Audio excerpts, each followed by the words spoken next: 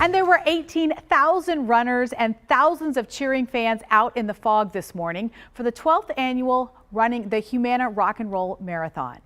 The 26.2-mile event, with a reputation for high energy support, wound its way from downtown to the east side.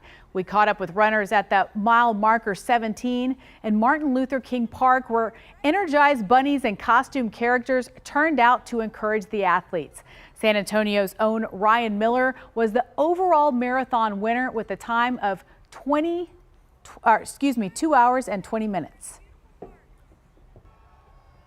And two of those racers out there were wheelchair racing duo Andrew McAllister and Ross Ormond. McAllister is the founder of the Believe It Foundation and has cerebral palsy. He's been in a wheelchair all his life and has dreamed of feeling the sensation of running.